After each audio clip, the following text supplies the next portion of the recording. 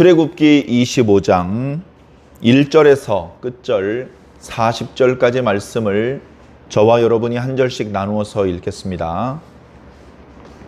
여호와께서 모세에게 말씀하여 이르시되 이스라엘 자손에게 명령하여 내게 예물을 가져오라 하고 기쁜 마음으로 내는 자가 내게 바치는 모든 것을 너희는 받을지니라.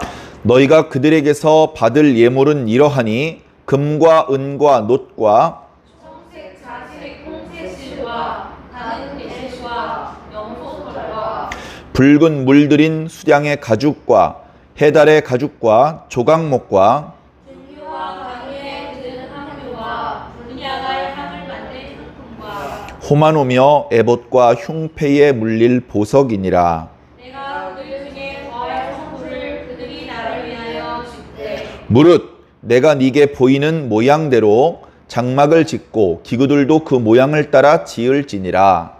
그들은 두각목으로 매를 짜되 길이는 2규빗 반, 너비는 1규빗 반, 높이는 1규빗 반이 되게 하고 너는 순금으로 그것을 싸되 그 안팎을 싸고 위쪽 가장자리로 돌아가며 금태를 두르고 금 고리 넷을 부어 만들어 그 네 발에 달되 이쪽에 두 고리 저쪽에 두 고리를 달며 조각목으로 채를 만들어 금으로 싸고 그 채를 배 양쪽 고리에 꿰어서 배를 매게 하며 채를 궤의 고리에 꿰는 대로 두고 빼내지 말지며 내가 내게 줄 증거판을 배 속에 들치며 순금으로 속죄소를 만들되 길이는 2규빗 반, 너비는 1규빗 반으로 반이 되게 하고 금으로 그룹들을 속죄소 둘 끝에 쳐서 만들되 한 그룹은 이 끝에 또 한 그룹은 저 끝에 곧 속죄소 두 끝에 속죄소와 한 덩이로 연결할지며 그룹들은 그 날개를 높이 펴서 그 날개로 속죄소를 덮으며 그 얼굴을 서로 대하여 속죄소를 향하게 하고 속죄소를 궤 위에 얹고 내가 네게 줄 증거판을 궤 속에 넣으라. 거기서 내가 너와 만나고 속죄소 위 곧 증거궤 위에 있는 그 그룹 사이에서 내가 이스라엘 자손을 위하여 내게 명령할 모든 일을 내게 이르리라. 너는 조각목으로 상을 만들되 길이는 2규빗, 너비는 1규빗, 높이는 1규빗 반이 되게 하고 순금으로 싸고 주위에 금태를 두르고 그 주위에 손바닥 넓이만한 턱을 만들고 그 턱 주위에 금으로 태를 만들고 그것을 위하여 금고리 넷을 만들어 그 네 발 위 내 모퉁이에 달되 턱 곁에 붙이라. 이는 상을 맬 채를 꿰을 곳이며 또 조각목으로 그 채를 만들고 금으로 상을 이것으로 맬 것이니라. 너는 대접과 숟가락과 병과 붓는 잔을 만들되 순금으로 만들며 상 위에 진설병을 두어 항상 내 앞에 있게 할지니라. 너는 순금으로 등잔대를 쳐 만들되 그 밑판과 줄기와 잔과 꽃받침과 꽃을 한 덩이로 연결하고 가지 여섯을 등잔대 옆에서 나오게 하되 다른 세 가지는 이쪽으로 나오고 다른 세 가지는 저쪽으로 나오게 하며 이쪽 가지에 살구꽃 형상의 잔셋과 꽃받침과 꽃이 있게 하고 저쪽 가지에도 살구꽃 형상의 잔셋과 꽃받침과 꽃이 있게 하여 등잔대에서 나온 가지 6을 갖게 할지며 등잔대 줄기에는 살구꽃 형상의 잔넷과 꽃받침과 꽃이 있게 하고 등잔대에서 나온 가지 6을 위하여 꽃받침이 있게 하되 두 가지 아래 한 꽃받침이 있어 줄기와 연결하며 또 두 가지 아래에 한 꽃받침이 있어 줄기와 연결하며 또 두 가지 아래에 한 꽃받침이 있어 줄기와 연결하게 하고 그 꽃받침과 가지를 줄기와 연결하여 전부를 순금으로 쳐 만들고 등잔 7을 만들어 그 위에 두어 앞을 비추게 하며 그 글집게와 불똥 그릇도 순금으로 만들지니 등잔대와 이 모든 기구를 순금 1달란트로 만들되 너는 삼가 이 산에서 네게 보인 양식대로 할지니라. 아멘. 할렐루야. 주일날 예배 때 뵙고 또 이렇게 뵙습니다. 모두 건강하게 잘 계셨습니까? 저희가 일주일이면 예배를 7번, 8번 드립니다. 일주일이면 8번 예배 영상을 인터넷에 우리 교회 밴드에다 올려드립니다. 지난 주일날 예배하고 또 수요일날 저녁 예배는 이렇게 실시간 라이브 방송으로 예배 드리는 모습을 제가 지금 예배를 인도하는 이 시간에 동시에 여러분들이 볼 수 있도록 이렇게 시스템을 만들어서 예배를 함께 드리게 하고요. 예배가 끝나면 그 영상을 편집을 해서 본문 말씀을 읽는 부분과 또 설교하는 부분, 마무리 기도하는 부분까지 이렇게 편집을 해서 유튜브와 교회 밴드에다 이렇게 올리고 있습니다. 여러분들 불편함이 많겠지만, 그리고 제가 하는 설교가 세계에서 가장 위대한 설교 뭐 그런 건 아니지만, 그러나 순수하게 하나님을 사랑하고 내가 사람의 인도 또 세상 가르침에 이끌림을 받아 사는 것이 아니고 나는 성령님의 인도를 따라 사는 사람이다. 나는 하나님의 말씀의 인도를 받는 사람이다. 그런 마음으로 이 설교 방송을 꼭 시청해 주시기를 부탁드립니다. 지금은 주일과 달라서요. 여러분 보이는 이 마이크 지금 꺼놨습니다. 주일 예배 때는 여전히 예배를 함께 드리는 성도님들이 그렇게 많지 않더라도 마이크를 켭니다. 물론 이제 비대면 온라인 예배를 드리는 기간 동안에는 마이크를 켤 필요가 없겠지만, 그전에는 주일 낮 예배는 이 마이크를 켰었습니다. 그래서 스피커를 통해서 목소리가 좀 확성되고 저쪽에 야가방 쪽에서도 설교하는 목소리가 잘 들릴 수 있도록 그렇게 했었습니다. 근데 수요일 저녁에는 좌우 학원에서, 특히 이쪽에 수학과학 학원에서 수업 중이기 때문에 마이크를 아예 켜지 않고 있습니다. 그러나 여러분들은 이렇게 넥타이에 붙여놓은 이 마이크를 통해서 제 목소리가 잘 들릴 수 있도록 하기 위해서 이렇게 마이크를 이렇게 설치를 했는데, 제 목소리가 잘 들리시면 유튜브가 됐든 밴드가 됐든 댓글에 목사님 음성이 잘 들립니다 이렇게 댓글을 달아주시면 고맙겠습니다. 그래서 그 댓글을 보고 소리를 좀 더 크게 할지 조금 작게 할지 그런 것들을 좀 조절을 해 나가도록 하겠습니다. 어쨌든 감사합니다. 비대면 온라인 예배로 드리기 때문에 아무리 교회 가까이 사는 성도님이 계셔도 교회에 출석하십시오 이런 말씀을 이제 안 드립니다. 그냥 안부만 묻고 예배는 온라인으로, 비대면으로 각자 가정에서 모바일 기계를 이용해서 예배를 드리시고, 그렇지만 이제 교회에서 예배를 드릴 때 새벽에는 사모님과 제가 나와서 예배를 여기서 드리고 있고요. 또 다른 예배, 수요일이나 금요일, 주일 예배 때는 참석할 수 있는 저희 집 가족들만 출석을 해서 이렇게 예배가 진행되고 있습니다. 그 점 널리 이해해 주시기를 부탁드립니다. 자, 이렇게 코로나19 때문에 많이 불편해졌는데요. 덕분에 조금 이렇게 신선한 경험도 해보고요.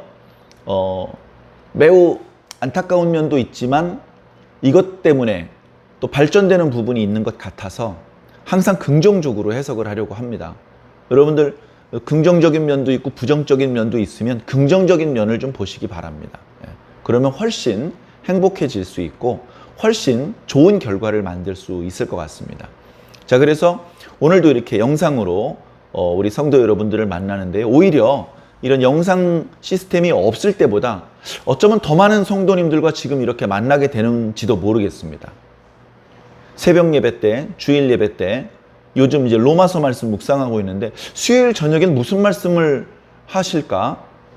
궁금해 하시는 분이 얼마나 많으신지는 모르겠지만 어쨌든 이렇게 영상으로 보시면 알겠죠?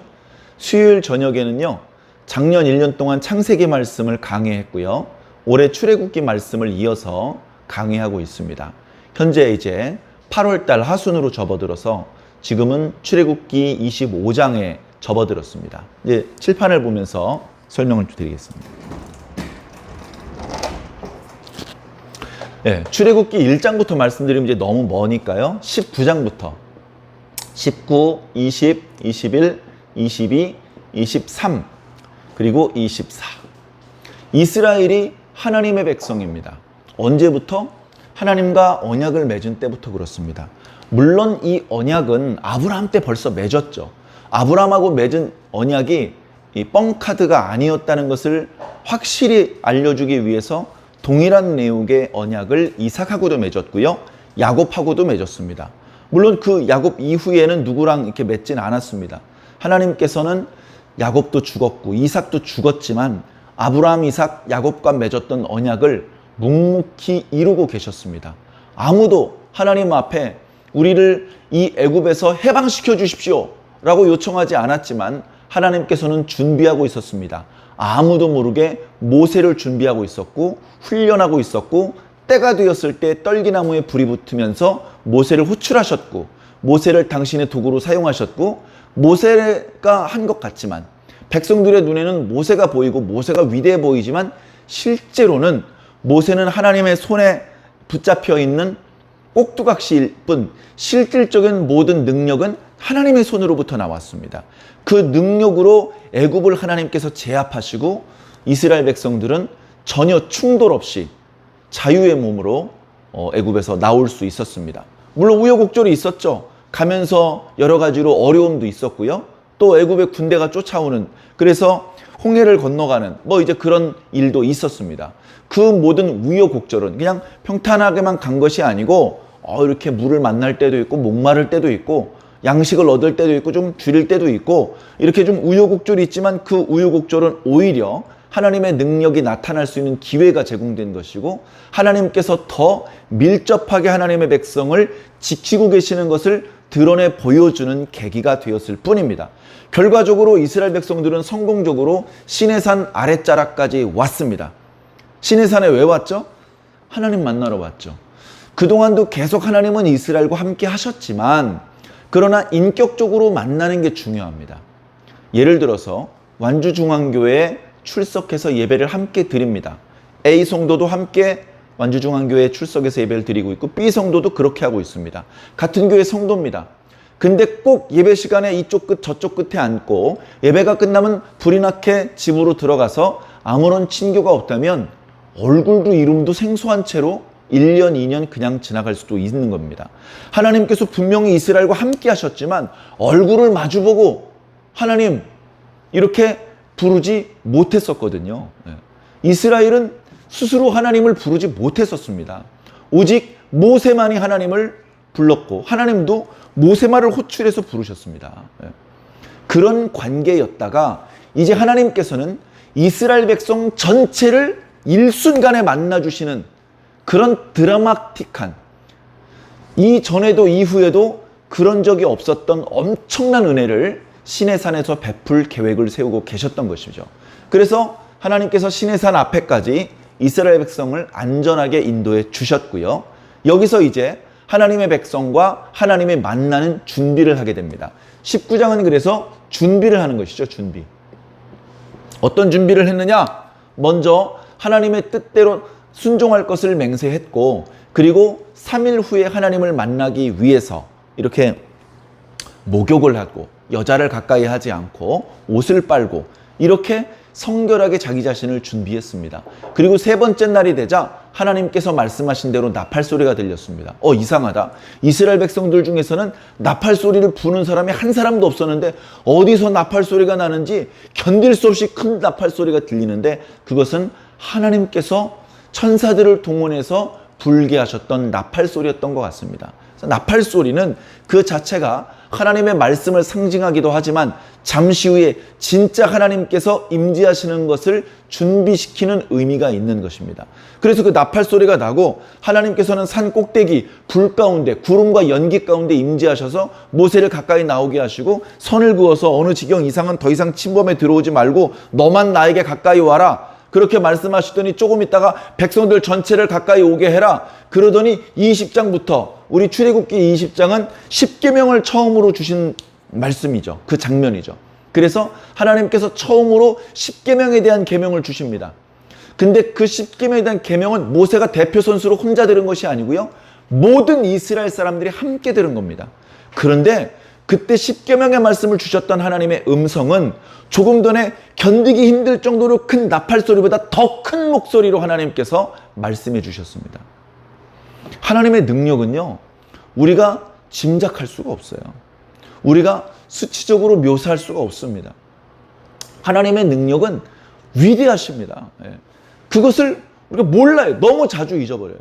그래서 교만을 떨기도 하고 하나님의 명을 알고도 거역하기도 합니다.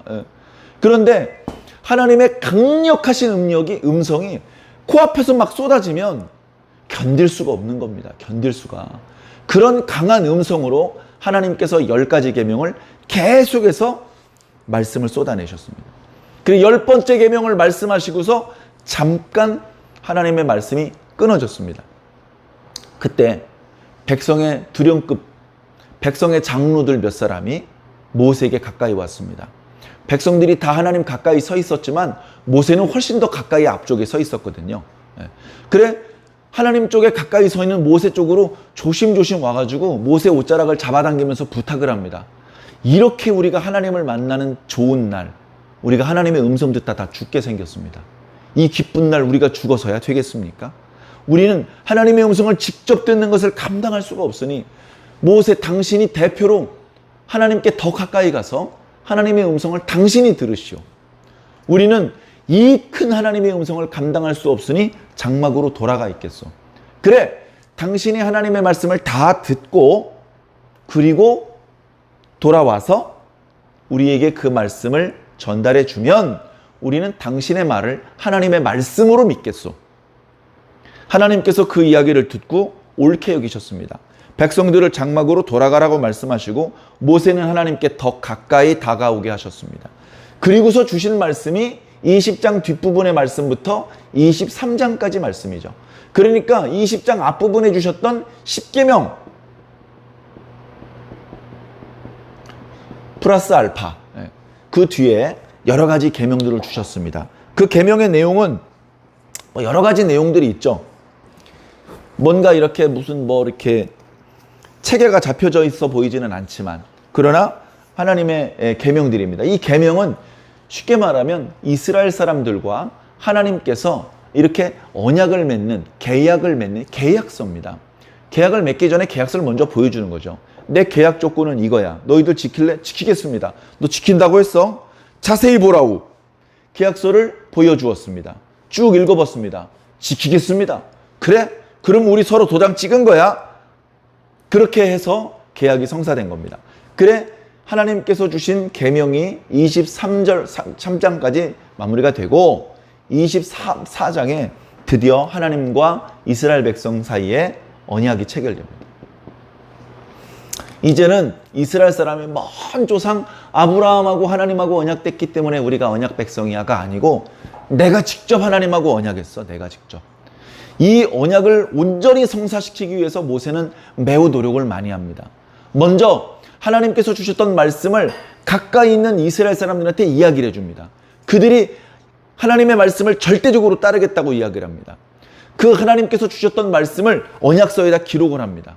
그리고 청년들을 보내서 하나님 앞에 희생제사를 드려야 되니까 제물과 이렇게 제단을 쌓고 이렇게 준비를 시킵니다. 그래서 하나님 앞에 희생제사를 드리고 번제와 화목제를 드리고 거기서 짐승을 잡는 과정에서 얻었던 피를 절반은 제단에 뿌리고 절반은 백성들한테 뿌립니다. 언약서를 낭독해 줍니다. 백성들 전체가 그 언약서를 듣고 우리는 하나님의 말씀대로 따르겠습니다 라고 맹세를 합니다. 언약이 체결됐습니다. 백성들이 화답을 했고 희생 제사를 드렸습니다. 그래 하나님께서는 사람의 이해대로 사람들이 계약을 체결하기 전까지는 옥신각신 말이 맞죠. 조건을 이렇게 바꿉시다 저렇게 바꿉시다. 그러다가 양쪽이 만족하게 합의가 되면 웃고 악수를 하고 밥을 먹고 술을 마십니다.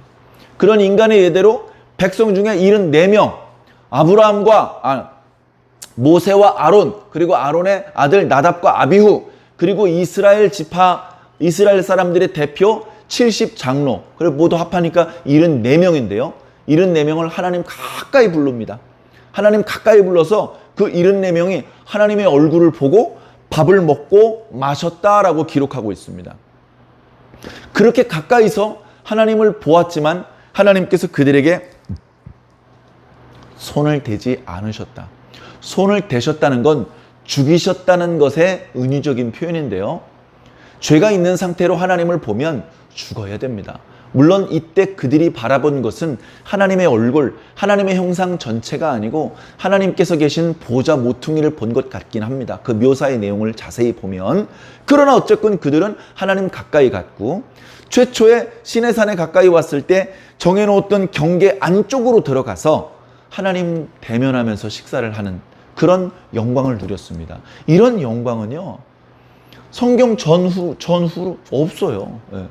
그런 엄청난 은혜를 누린 사람은 없습니다. 그런데 하나님께서 당신의 백성과 직접 언약을 맺으신 것에 대해서 기뻐하셔서 그런 은혜를 베푸신 거예요. 여기서 끝나지 않습니다.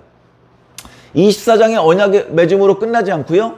다시 식사가 끝나고 이스라엘 백성들의 대표주자 70장로들 또 아론과 그의 첫째 아들 둘째 아들은 돌아가게 하고 모세는 다시 부르셨습니다. 너는 내 가까이 와라. 그래서 모세가 하나님의 부르시는 음성을 향해서 성큼성큼 나아가다 보니까 하나님을 둘러싸고 있던 빽빽한 구름 안쪽으로 돌아가네요. 바깥에서는 이제 모세가 안 보입니다. 그렇게 해서 하나님의 부름을 받고 들어간 모세가 40일 낮 밤을 그 산에서 하나님을 만나고 말씀을 듣고 내려올 줄 누가 알았겠습니까? 40일 동안 모세는 잠도 안 자고 밥도 안 먹고 물도 안 마시고 죽지 않았을 뿐 아니라 더 강해졌고 얼굴에선 광채가 뿜어져 나왔습니다. 그런 결과가 나타날 줄 올라갈 때는 몰랐죠. 아무도 몰랐습니다. 모세를 보내는 아론도 몰랐고 아론을 안심시키면서 하나님께 올라가는 모세도 몰랐습니다. 그런 채로 지금 하나님께 올라간 것이죠. 거기서 여기 10계명과 플러스 알파 주어진 계명 이외의 계명을 주시는데 이 계명은 크게 보면 이런 겁니다. 성막을 건축하라. 건축이라고 표현하기에는 천막이기 때문에 천막, 성막, 그리고 성막에 들어가는 기구들이 있습니다. 기구들이 있고 그 성막에서 이 기구들을 사용해서 하나님께 제사를 드리게 될 제사장이 입을 의복이 있습니다. 의복. 이런 것들을 이제 준비를 해야 되는 거예요. 이게 준비가 되면 그게 끝은 아닙니다만 이게 준비가 되면 이제 하나님은 저 멀리 우주권, 우리가 살고 있는 우주 은하계 저 바깥에 계신 게 아니고 우리 동네 저 옆에 살고 계신 거예요. 우리 마을에 들어와서 집을 짓고 그 안에 들어와 사시겠다는 겁니다. 우리는 하나님을 부르기 위해서 소리 지르지 않아도 됩니다. 네. 여러분 화성에 갔던 우주선이 지구에 오는데 12년 걸린다는데 그 대기권 밖에 우리 은하 밖에 계신 하나님께서 우리 지구에 우리가 주여 도와주시옵소서 나 지금 물에 빠졌는데 하나님 오시는데 500년 걸린대. 어떻게 물에서 허우적거리면서 500년을 기다리겠니?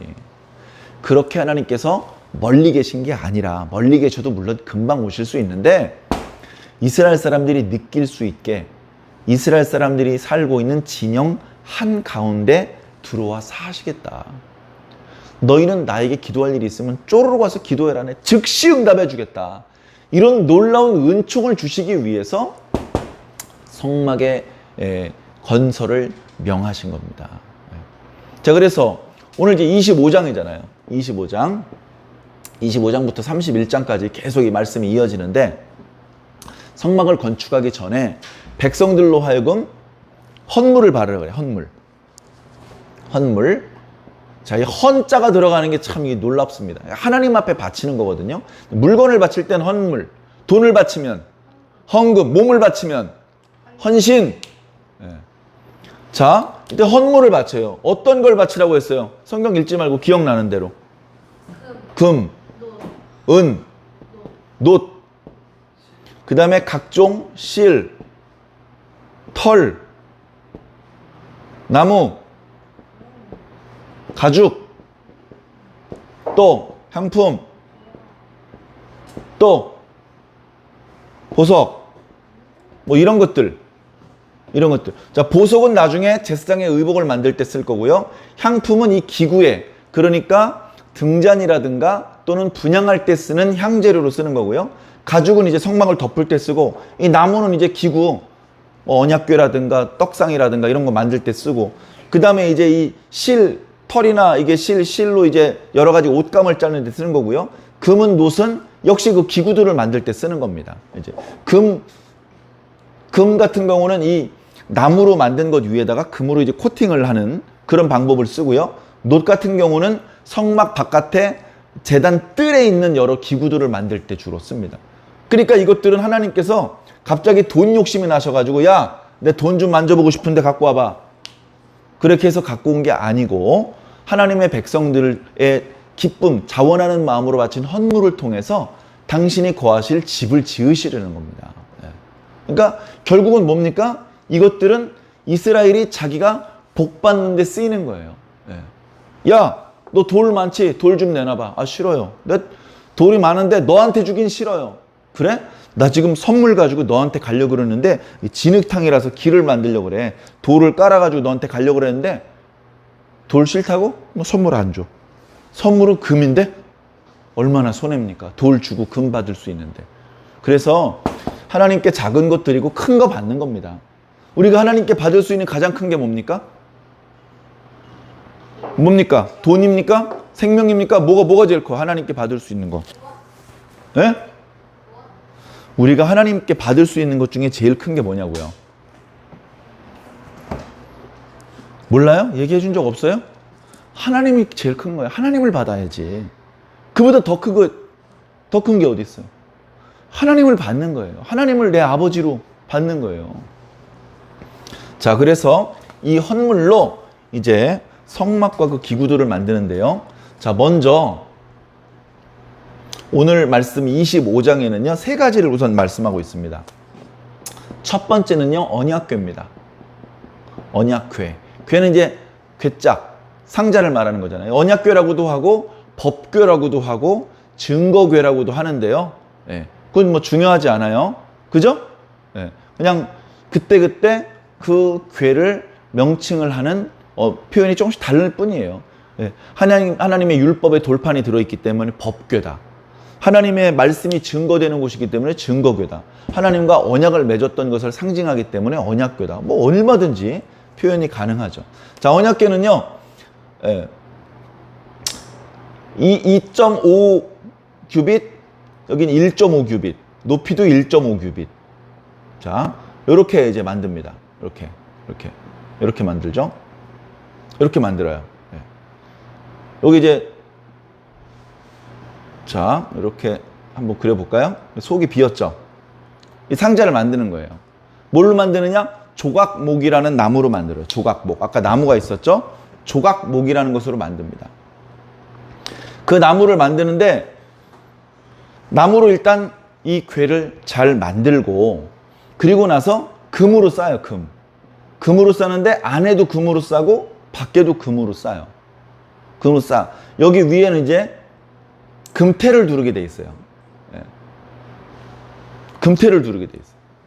그리고 금고리 넷을 만들어서 여기다가 고리를 이쪽에다 붙이고, 요 바깥쪽에 또 있겠죠? 금고리 4개를 이 금으로 코팅한 거 바깥에 단단하게 또 고정을 하죠. 그 다음에 채가 있어요, 채. 긴 장대, 이걸 채라 그래요. 여기 2개. 그래서 쭉 해서 여기 이렇게. 채도 나무로 만드는데 그 껍데기에다가 겉에다가 금으로 코팅을 해요. 그래서 여기다 꿰어놔요. 그래서 만약에 이 언약궤를 이동할 일이 생기면 제사장들이 어깨에다 메고 이동을 하는 거죠. 수레에다 싣고 이동하는 게 아니에요. 그래서 이 채는 항상 이 고리에다 끼워 놓게 했었어요. 자, 이게 이제 언약궤를 만들었는데, 언약궤를 만들 때는 하나를 더 만들어야 돼요. 뚜껑을 만들어야 돼요. 자, 언약궤 속에 뭐가 들어있죠? 처음엔 비었지만 하나님께서 아직 10계명을 기록한 돌판을 안 주셨어요. 아직. 그걸 주면 여기다 담는 거예요. 오케이? 자, 담고서 이제 뚜껑을 덮어야겠죠. 뚜껑은 이거랑 크기를 맞춰서 이쪽으로 1규빗 반, 이쪽으로 2규빗 반. 뚜껑을 이렇게 만들어야죠. 뚜껑을 뭘로 만들어요? 조각목으로 만든 다음에 금으로 쌉니다. 금으로 싸고 조각목 위에는 특별한 장식이 있는데 천사 장식을 해요. 천사. 그룹이라고 하는 천사를 둘을 양쪽 끝에다 만듭니다. 서로 얼굴이 마주보게. 그런데 그 날개가 이렇게 덮게. 날개가 자, 이쪽은 이쪽으로, 이쪽은 이쪽으로. 그래서 양쪽에 있는 천사가 날개를 쭉 뻗었는데 이 가운데서 만나게. 그런데 이 뚜껑에 있는 금과 이 천사 그룹과 날개와 이게 다 한 덩어리로 붙게. 자, 이렇게 만듭니다. 그러면서 이 뚜껑의 이름을요, 속죄소라고 그랬어요. 속죄소. 다른 구절을 보면요, 시, 은, 좌라고 이 뚜껑의 이름이 있어요. 뚜껑의 이름. 속죄소가 뭡니까? 죄를 용서해 주시는 장소. 여기가 너무너무, 이 뚜껑이 없으면요, 우리 죄를 용서 못 받아. 죄 용서받고 싶은 사람 어디로 가야 돼? 죄를 용서받을 수 있는 장소로 가야 돼. 여기 가면 죄를 용서받을 수 있는 자리야. 시은좌는 무슨 뜻이에요? 시은좌. 은혜가 시작되는 자리. 세상에 이거보다 좋은 자리가 있어요? 뚜껑의 이름이 이래요. 이 뚜껑을 만들려고 하면서 하나님께서 뭐라고 말씀하셨습니까? 자, 이 속죄소를 중심으로 속죄소 위 그룹 날개 사이, 이쪽에는 하나님이 계시고 이쪽에는 사람이 있겠죠. 사람. 모세도 있을 수 있고 대제사장이 있을 수도 있고 사람이 있겠죠. 이 증거계 위, 속죄소 위 그룹 날개 사이에서 하나님께서 너에게 말씀을 할 것이다. 이제 우주 밖에서 산 꼭대기에서 빽빽한 구름 속에서 말씀하시는 게 아니고 지성소 안에서, 이 언약궤를 지성소 안에다 나중에 보관을 하니까 지성소 안에 하나님께서 이쪽에 좌정하시면서 이쪽에 있는 사람에게 이 날개 사이를 통해서 하나님의 말씀이 선포된다는 겁니다. 얼마나 놀라운 일입니까? 하나님이 이렇게 가까이 우리에게 오실 수 있어요? 여기하고 여기하고 몇 미터나 되겠습니까? 네? 여러분, 한 규빗이요, 이 뒤꿈치, 팔꿈치부터 가운데 손가락까지예요. 네? 손 좀 긴 사람은 50cm, 평균 45cm예요. 45cm. 요거 한 규빗 반이잖아. 이거 50cm라고 쳐봐야 75cm야. 그러니까 72cm나 뭐 70cm쯤 돼. 여기서 여기까지 70cm밖에 안 된다고. 하나님께서 바로 저 70cm 앞에까지 오신다니까, 내 앞에. 거기서 하나님께서 시내산 꼭대기에서처럼 소리 지를 필요가 없어. 속삭여도 다 들려. 하나님의 음성이 속삭여도 다 들려. 내가 엉엉 울고 흑흑거리고 내 숨소리도 하나님께서 다 들어주셔. 그렇게 하나님께서 우리와 가까이 오신다. 이거 빨리 만들어야 됩니다. 예. 이거 빨리 만들어야 됩니다. 자, 어디 그 말씀 있죠? 자, 21절을 보겠습니다. 속죄소를 궤 위에 얹고, 뚜껑이니까 이 위에 얹어야 되죠? 궤 위에 얹고 증거궤 돌판을 요 속에 넣어라. 뚜껑 닫고 어떻게 넣어요? 넣고 닫으란 얘기예요. 예. 그렇게 넣은데 거기가 어디예요? 이 시은좌에서. 속죄소 위 시은좌 그룹 날개 사이에서. 거기서 내가 너와 만나고 속죄소 위, 곧 증거궤 위에 있는 두 그룹 사이에서 내가 이스라엘 자손을 위하여 너에게 명령할 모든 일을 말해줄 것이다. 여기서 여기에게 말해준다는 얘기예요. 놀라운 은혜죠. 이거 빨리 만들어야 됩니다. 그래야 하나님께서 가까이 오시는 거예요. 자, 언약궤 만들고요. 두 번째 뭐 만들어요? 두 번째, 상을 만들어. 상. 한문으로 상 어떻게 쓰는지 압니까? 보통 옛날 사람들 상을 뭘로 만들었을 것 같아요? 나무로 만들었어요. 그래서 상을 이렇게 쓰더라고요. 상. 근데 떡을 올려놓는다 그래서 떡상이라고 불렀어요. 여기 올려놓는 떡이 무슨 떡인지 아는 사람? 떡 이름. 떡을 하나님 앞에 진설에 놓는다 그래서 진설병. 떡병자를 서 진설병이에요. 그래서 떡상이에요. 떡상. 자, 떡상을 만드는데 자, 어떻게 생겼냐면, 자, 이쪽으로 1규빗, 이쪽으로는 2규빗, 높이는 1.5규빗. 높이는 이거랑 똑같네요. 네, 높이는 이건 똑같고 떡상이 있어. 근데 여기 턱이 있어, 턱이. 여기 옆에 턱을 이렇게 만들래. 턱을 이렇게 만들었어요. 네, 턱. 무슨 말인지 알겠죠? 여기 올려놓은 기구가 밖으로 이렇게 기울어져서 떨어지지 않아. 턱이 있으니까. 무슨 말인지 알겠죠? 턱이 있어, 이렇게. 턱을 만드는 거예요, 턱. 그리고 여기에다가 이제 금고리 4개를 여기 만들어가지고 채를 여기다 꿰는 거예요, 채를. 자, 이거랑 비슷한데 이건 크게 상자죠, 뚜껑을 덮으면. 그래서 아래쪽에 이렇게 채를 끼고, 이거는 밑에는 다리만 있으니까 위쪽에 턱 있는 곳에 채를 걸 수 있는 금고리 4개를 만들고 거기에다 채 2개를 만들어서 양쪽에다 꿰는 거예요. 그죠? 떡상이야. 똑같아. 금으로 다 앞뒤로 다 코팅을 해야 돼요. 금고리도 만들고 턱도 만들고 태도 두르고 채도 만들고. 자, 떡상을 만드는데 이 떡상에 또 올라가야 될 기구가 있어. 여러 가지가 있죠. 뭐가 있어요? 자, 어디 나와요? 예, 대접. 29절에. 너는 대접과 숟가락과 병과 붓는 잔을 만들 때 뭘로 만들어요? 순금. 금대접, 금숟가락, 금병, 금잔을 만들. 요거를 나중에 요거를 이제 유다가 멸망했을 때 이 기구들을 바벨론이 다 훔쳐갑니다. 뺏어갑니다. 다 뺏어가 가지고요. 그 벨사살 왕이 거기다 술을 따라 술잔으로 써먹어요. 하나님께 제사 드리는 제사장 이외에는 만질 수도 없는 그 기구에 술을 따라서 이방 황제가 막 술 따라 먹어요. 하나님께서 그날 밤 죽이셨어요. 나라가 망하게 하시고. 네. 놀라운 일이죠. 네. 자, 그 이야기까지 하면 너무 길어지니까 자, 이렇게 떡상을 만듭니다. 그리고 기구는 아니지만 이제 진설병을 하나님 앞에 진설하도록 해라. 진설병의 규례는 나중에 뒤에 나오는데요. 이제 떡을 만들어 가지고 올려놓습니다. 올려놓으면 원래 있던 건 치우죠. 원래 있던 건 치워서 이제 제사장이 먹고, 새로 올려놓으면 그 다음 안식일까지 일주일 동안 보관하는 겁니다. 그래서 안식일이 되면 또 새 떡을 올려놓고 옛날 떡은 치워놓는 그런 식으로 진설병을 여기다 떡을 올려놓는 떡상이에요. 네. 떡 부스러기가 떨어지지 않겠네. 네. 떡상을 만들고, 자, 세 번째 뭘 만드냐?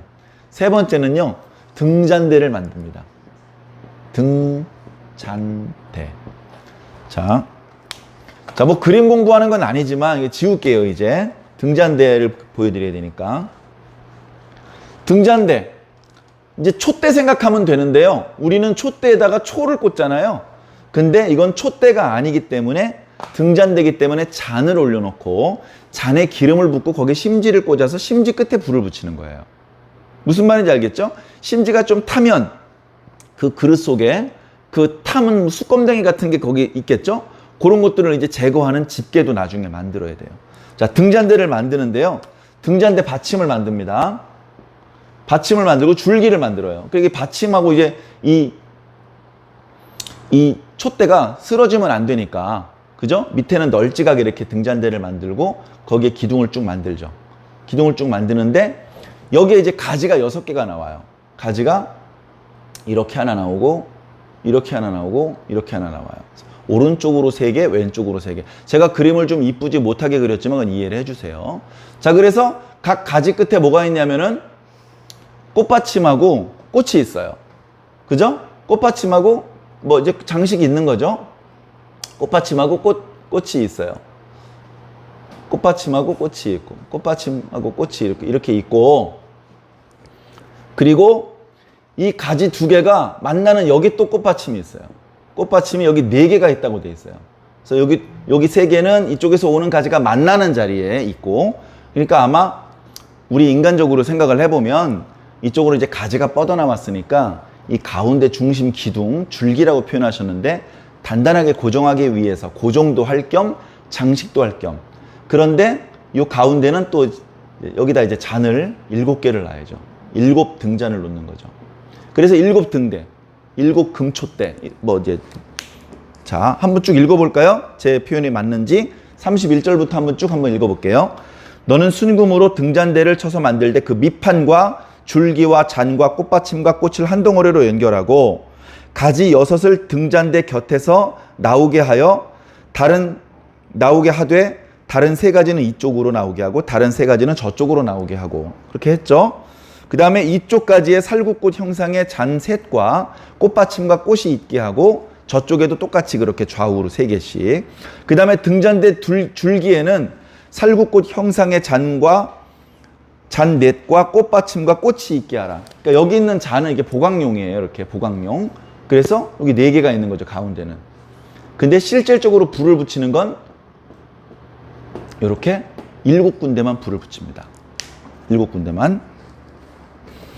자, 그렇게 해라. 그리고 34절 등잔대 줄기에는 살구꽃 형상의 잔넷과 꽃받침과 꽃이 있게 하고 등잔대에서 나온 가지 여섯을 위하여 꽃받침이 있게 하되 두 가지 아래 꽃받침, 두 가지 아래 꽃받침, 두 가지 아래 꽃받침, 이런 식으로 이제 만들라는 것이죠. 그리고 36절 꽃받침과 가지를 줄기와 연결하여 전부 순금으로 쳐서 만들고 7 등잔을 만들어 그 위에 두어 앞을 비추게 하라. 이 등잔은요, 사방을 비추는 게 아니에요. 사방을 비추는 게 아니에요. 자, 이 떡상도 지울게요. 떡상도 지울게요. 자, 나중에 이렇게 보면, 자, 이렇게 성막을 짓습니다. 이 하늘에서 본 평면도예요. 지성소는 무조건 정사각형입니다. 정사각형. 옆에서 보면 높이도 똑같아. 정육면체야. 안에 공간이 정육면체. 그것은 솔로몬 성전에서도 똑같아져요. 가로 세로 높이가 10규빗이에요. 솔로몬 성전에선 가로 세로 높이가 20규빗이에요.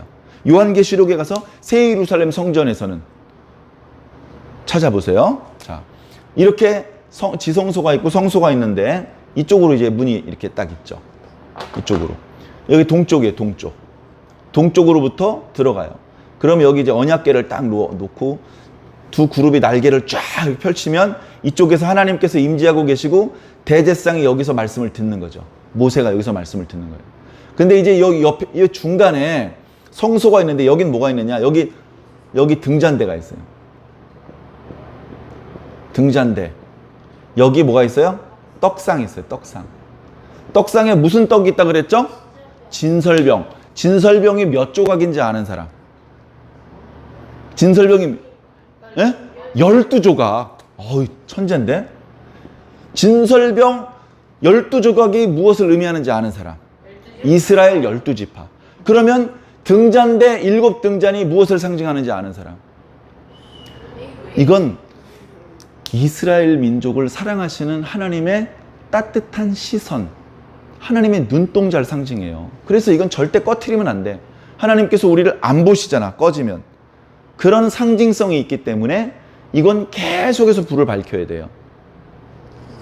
그리고 여기 이제 분향단이 있고 이렇게 있는데 이 등잔은 이 가운데 있어서 사방을 비춰주는 게 아니고 이쪽이 북쪽에 있어서 남쪽에 있는 이스라엘 백성 한쪽 방향을 보는 거야.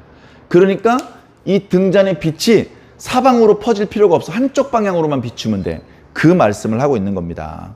그 말씀을. 자, 37절. 등잔 7을 만들어 그 위에 두어 앞을 비추게 하고, 앞쪽을 비추게 하는 거예요. 자, 그리고 등잔과 관련된 도구들을 만들죠. 불집게와 불똥 그릇도 순금으로 만들어라. 금 1달란트로 만들어라. 금이 상당히 많이 들어갑니다. 그리고 아까 9절에도 나와 있는 말씀인데요. 이 모든 것은 내가 이 산, 여긴 어디죠? 시내산이죠. 시내산 빽빽한 구름 속으로 하나님께서 모래를 불러오셨잖아요. 40일 동안 모세가 하나님을 만났어요. 25장뿐 아니고 26, 27, 28, 31장까지 40일 동안 들은 말씀이에요. 그 말씀을 이제 듣고 있는데 그냥 말로만 하지 않으시고요. 영상으로, 환상으로 그 이미지를 보여주시는 거예요. 내가 너에게 보여준 모양대로 만들어라 라고 말씀하고 있는 겁니다. 자, 이어지는 흐름 가운데 어떻게 보면 지금 25장 40절까지 또 끊어서 읽었기 때문에 이 말씀이 전체적으로 어떤 윤곽인지 잘 와닿지 않을지 몰라요. 자, 기본적인 거 몇 가지만 말씀드리고 오늘 예배를 마치겠습니다. 기본적으로 성막은요, 하나님께서 이스라엘 백성들 가까이 와 주시겠다는 은총의 통로를 만드는 겁니다. 하나님하고 이스라엘 백성 사이에 벽이 있었어요. 벽. 하나님은 하나님의 백성을 보지 않으시고 이스라엘 백성도 하나님을 볼 수가 없었습니다. 만날 수가 없었고요. 그 목소리를 저쪽으로 들리게 할 수가 없었어요. 얼마나 답답하고 안타깝습니까? 바로 그때 하나님께서 구멍을 뚫으시겠다는 겁니다. 너희들 내 계명을 지킨다고? 오케이, 좋았어. 그러면 내가 보여주는 모양대로 성막을 만들겠다고? 오케이, 좋았어. 너희들이 내가 보여주는 모양 그대로 성막을 만들기만 하면 내가 그 성막 속에 들어가 있을게. 나한테 하고 싶은 말 다 해. 이렇게 은혜를 베풀어 주신 겁니다. 야, 이제부터 너희하고 나 사이에 막혔던 담에 빵꾸를 뚫을게. 이 빵꾸 가까이에 오면 나를 볼 수 있어. 이 빵꾸 근처로 오면 내 목소리를 들을 수 있어. 이 빵꾸 쪽으로 향해서 말을 하면 내가 너희들의 기도를 들어줄게. 전에는 그런 창구가 없었어요. 근데 이제 창구가 생겼습니다. 놀라운 은총이죠. 이것 자체가. 그리고 이것은 구약시대에 이 자체로 어마어마한 하나님의 사랑이고 은혜였는데 이 성막은 예수 그리스도를 상징해요. 자, 지금 성막 있습니까? 우리가 교육용으로 성막을 만들기도 하죠. 모형도 만들고 실제 크기로도 만들 수 있어요. 돈은 많이 들겠지만.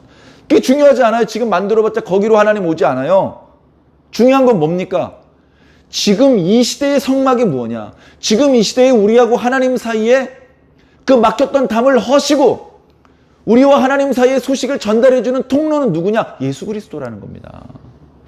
예수 그리스도라는 거예요.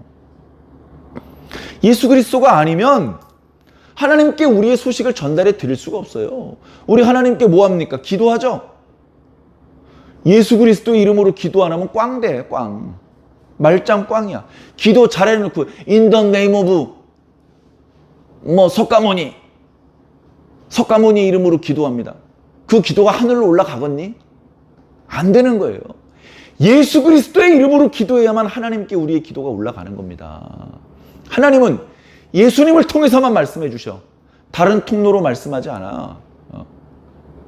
예수님을 통해서만 말씀하셔. 그래서 우린 예수님만 믿으면 되는 거예요. 그럼 하나님의 모든 것을 예수님을 통해서 볼 수 있는 거예요. 예수님께 가까이 가면 하나님의 모든 게 다 보이는 거예요. 보세요. 자, 이렇게 벽에 빵꾸가 이렇게 뚫렸어요. 네. 자, 여기서 보면 요만큼 보여요, 요만큼. 그죠? 요만큼 보이는 거예요. 근데 여기 가까이 오면 이만큼이 보이는 거죠. 그죠? 이리로 쑥 들어와 보면 다 보이는 거예요. 그죠? 그래서 우리는 예수 그리스도에게 가까이 가야 되고 예수 그리스도는 자기 자신을 양의 문이라고 말씀하셨어요. 그 문 열고 들어가면 하나님의 모든 걸 다 볼 수 있는 거예요. 우리가 받아낼 수 있는 가장 큰 걸 받아낼 수 있는 거예요. 오직 예수 그리스도를 통해서만. 다른 길은 없어요. 다른 데로 넘어가는 자는 절도요 강도라 그러셨어요. 그래서 이 성막은 하나님께 기도하고 싶으면 다른 텐트 없어요. 다른 산당에서 제사하면 안 돼요. 성막으로만 가야 돼요. 그것처럼 지금도 예수님을 통해서만 하나님께 갈 수 있어요. 그래서 성막 자체가 예수 그리스도를 상징하는 거예요. 성막의 중요한 도구였던 언약궤, 또 그 옆에 있던 떡상, 어떤 나무로 만들었다고요? 조각목. 근데 이걸 이제 사람들이 조사해 보니까 이 조각목은 애굽 그러니까 아프리카에 있는 아카시아 나무래요. 우리나라에도 아카시아 나무 있잖아요. 그거랑 많이 달라요. 크기도 작고. 그런데 이 나무의 특징이 몇 가지가 있어요. 엄청나게 단단해요. 잘 안 썩어요. 불에도 잘 안 타요. 그러니까 이렇게 질기고 단단한 나무는 하나님의 성막 기구로 만들기 좋겠죠. 오랫동안 썩지 않고 튼튼하니까. 그런데 이 나무에 단점이 있어요. 이 나무는 가늘어요. 가늘고 중간중간에 옹이가 있어. 옹이가 뭔지 알아요? 가지가 있고 또 다른 가지가 나오는 거기에 단단한 돌멩이 같은 나무가 있어요. 그건 톱질도 잘 안 되고 가공이 어려워요. 그래서 조각목은 큰 어떤 그 집을 짓는다거나 이런 데 쓰기는 어려워요. 그래서 사람들은요, 백향목, 상수리나무 이런 걸 좋아했지 키도 작고 그늘도 별로 못 만들고 열매도 먹을 게 없고 거기다가 목재로도 별로 쓰임새가 없는 그런 어떤 조각목은 싸구려 취급해서 아주 천한 나무로 취급을 했어요. 예수 그리스도가 그렇게 취급을 받았어요. 싸구려 취급받았어요. 쓸모없는 존재 취급을 받았어요. 그런데 예수 그리스도가 가장 귀중한 모퉁이의 머릿돌이 되었고 가장 귀중한 언약궤의 몸체가 되었다고요. 예. 그래서 성막이 만들어지는 과정을 보면 성막 자체의 의미, 성막에 사용된 재료들의 의미, 그런 것들을 보면 아, 예수 그리스도가 이렇게 좋은 분이구나, 예수 그리스도가 모든 것이구나 라는 것을 깨달을 수 있습니다. 앞으로도 계속해서 성막에 들어가는 기구, 성전 뜰에 있는 기구도 마찬가지고요. 거기서 봉사하게 될 제사장과 대제사장의 의복 관련된 것들, 이 모든 것들은 하나님의 사랑, 은혜, 그리고 예수 그리스도가 계시되어 있고 예표되어 있어요. 그 속에 숨겨져 있어. 숨은 그림처럼. 예전엔 그게 뭔지 잘 안 보였어. 근데 지금 보니까 다 예수 그리스도의 그림자들이었어. 그래서 우리는 예수 그리스도를 너무 사랑해서 다시 성막을 짓고 그 속에 들어갈 것이 아니고 성막의 그림자가 아닌 실상인 예수 그리스도만 잡으면 되는 거예요. 예수 그리스도는 또 다른 뭘 상징하지 않아요. 예수 그리스도가 최종적인 목적, 최종적인 실체예요. 예수 그리스도를 붙잡고 우리가 소망하는 모든 것을 다 얻게 되시기를 주님 이름으로 간절히 축원합니다. 기도하겠습니다. 사랑의 하나님 감사합니다. 우리를 사랑하셔서 우리는 하나님을 가까이 할 만한 자격이 없고 하나님의 놀라우신 사랑과 은총을 요청할 수 있는 자격이 없음에도 불구하고 하나님께서 먼저 우리를 찾아오셨고 하나님께서 먼저 그 약속을 지켜주셨고 하나님께서 먼저 우리에게 놀라운 구원의 계획을 제시해 주셨습니다. 우리는 하나님 앞에 감사밖에 드릴 것이 없고 하나님의 말씀 앞에 순종으로 응답하는 수밖에 없습니다. 고마우신 아버지 하나님, 과거 이스라엘을 사랑하셔서 그들을 애굽에서 건져내 주시고 시내산에서 당신의 친백성으로 언약을 맺으실 뿐 아니라 하나님께서 그들의 진영 속에 들어와 사시기 위해서 성막 건축을 명하셨던 이 모든 과정이 얼마나 놀라운 하나님의 사랑이며 능력이며 은혜인지 모릅니다. 그리고 성막보다 더 좋은 예수 그리스도를 오늘 우리들에게 주심을 진심으로 감사드립니다. 예수 그리스도 안에서 하나님께 더 가까이 나아갈 수 있게 하여 주시며 하나님의 좋은 모든 것을 얻을 수 있도록 주여 인도하여 주시옵소서. 홀로 큰 영광 받아 주옵시기를 살아계신 우리 주 예수님 이름으로 믿고 기도하옵나이다. 아멘.